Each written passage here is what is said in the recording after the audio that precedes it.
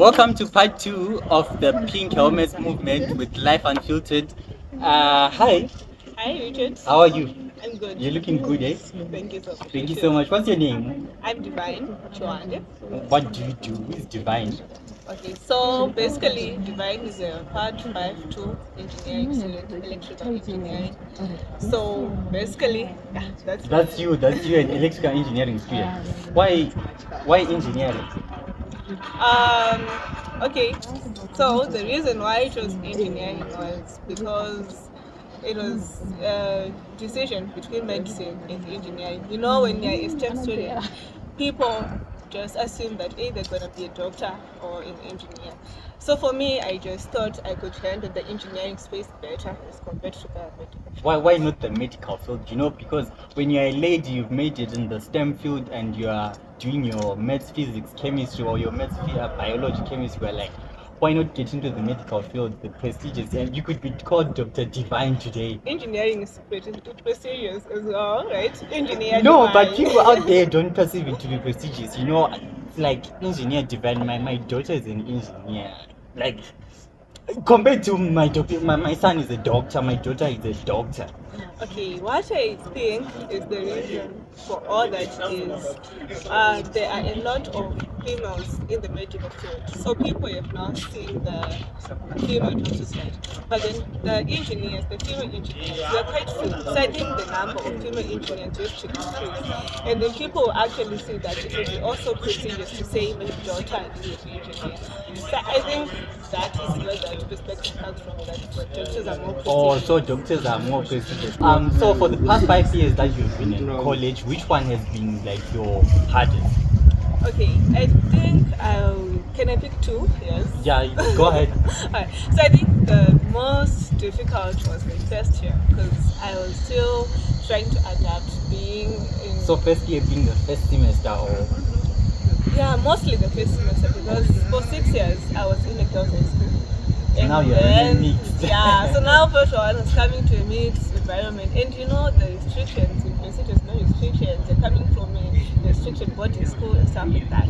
And then you're also trying to understand because for me the weight of school, I felt like one module was equivalent to elective subject as a whole, and now you're trying to do that Like in 6 modules next semester. yes, and it's all just that. 3-4 months, so it was definitely difficult for me as I So was the trying. first year, Yeah, the first year. And then the other difficult year was attachment year because it was the first year in the professional environment. So I was trying to navigate on how to conduct myself, how to do it. you're trying to link the theory and the practical Yes, now. because And you don't even know anything. Maybe you don't even know what a that's motor is. also because I'm sure if you get a part 2 student right now and ask, okay, fine, if you could get me as a part 2 student and ask me what an engineer does, I would know. Oh, Like, okay. so attachment here was me trying to figure out these things. Okay, let me take you to the other aspect of life. You're doing engineering. Where's Mjolo in the picture? Okay, so there are three things in life. Yes. There is rest, physical rest. Yes. There's school, and then there's relationship. I hope you got that one. There's rest, there's school. School, and then there's relationship. Okay, we are learning. So I think it's difficult to strike a balance between the three. The triangle cannot be a It equilateral cannot triangle. be the scalene or something. Yes, so I feel like there are two that you balance. It's either school and rest or School and relationship. Yes, because the moment you're done studying and then you want to sleep, you have to fit into your relationship, you know? You girls in the engineering field have relationships that are thriving. Because you guys are way too focused on your academics and all that, you don't even put much focus on your. I have to applaud you, you're looking good. But most of the ladies will be in their aesthetic years and all that. Bakarukoma cornrows. I think time for my thriving relationships. I think it's there. But it depends on who you're dating. Okay. Yeah, it's difficult.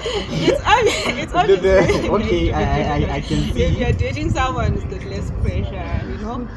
But if someone is as busy as you are, and actually it would be even better if they can relate to what you are doing. Yes, because sometimes you can actually intertwine the two.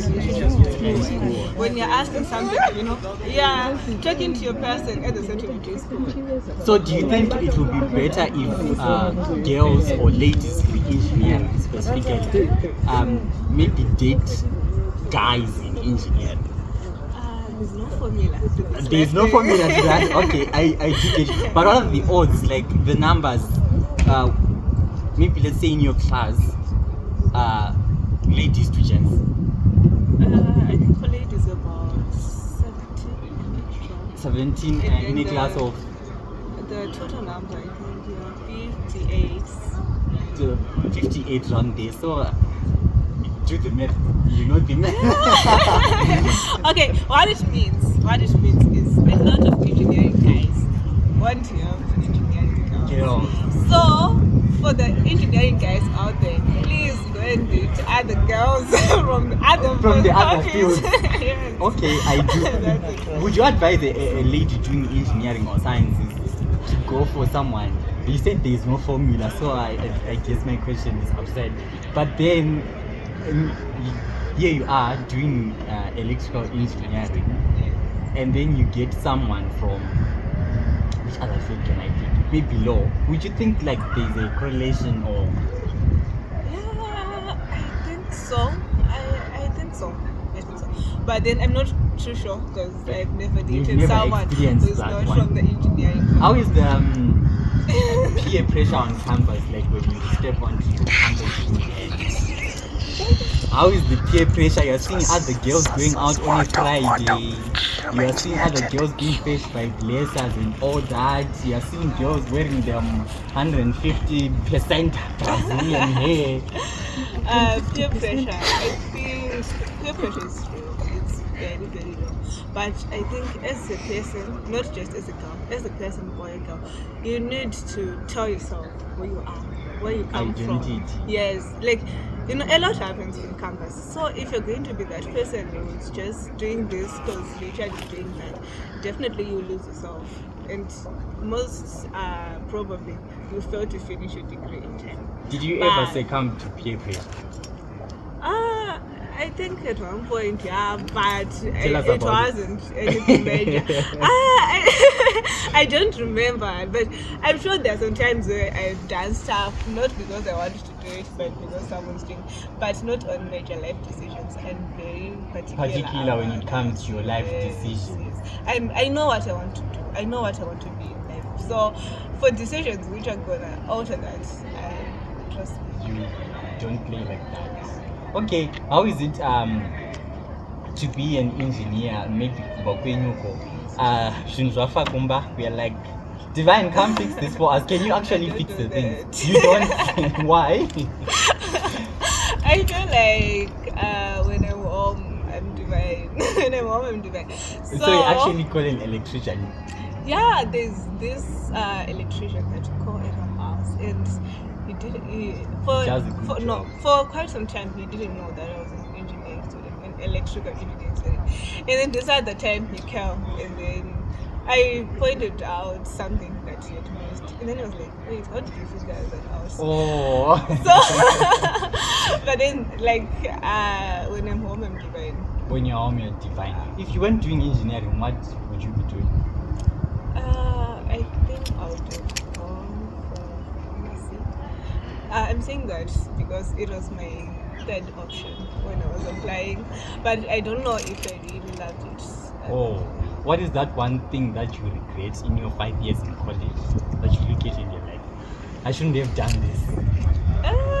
What is it? No, I don't think I regret anything. I take life as it comes. So, okay, you embrace every moment. Yeah, for the things which didn't go well, I take them as lessons. For the ones which did, okay, that's good. Now look straight into the camera, and I want you to talk to that one upcoming Divine out there. Give them some words of encouragement.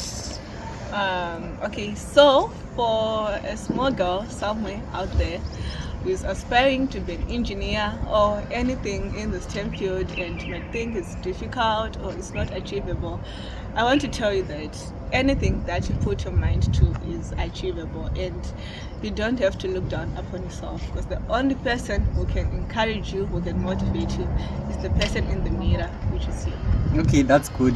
Now I want you to speak to 5-year-old Divine. What would you say to 5-year-old Divine? Alright, to 5-year-old Divine, I'm proud for not giving up, even when life is tough. I'm proud for just going on strong all the time. Okay, that's good. So I'll ask everyone this question. If there is that one thing in the whole wide world that you would like to change, what is it? I think right now I'm more focused on the rate of suicide. I don't know what can it's really on be the done, rise. but then it's so alarming the way people are drinking poison, even on live videos of relationships. So I think I would want to try and make sure that there's a safe space, a safe mental space for people. And then the second thing, it's not just one thing. The Okay. second thing, I would try as much as I can to make sure that there are no kids living on the streets. I'm part of the Street Kitchen. Okay, what's the which Street is- Kitchen? It's an organization led and founded by Christopher Shoko, one of Okay, our Christopher classmates. Shoko. Yes. So Please do check him out. Instagram handles. his Instagram handles, I don't remember. The Street But Kitchen. then for the Street Kitchen, it's the Street Kitchen on all social media Please do platforms. check them That out. is Instagram and X, formerly Twitter, and also on LinkedIn is there. So we give food to street kids, and we also try as much as we can to take them out of the streets and give them something proper to do so that they can take care of themselves. Okay, let me take you back. You mentioned something to do with mental health. Are engineering students mentally stable? Because some of the things that we see you guys doing out there, even wearing out there, are you mentally at ease? Like, At this point, they are not. Okay. why? What happens? A lot.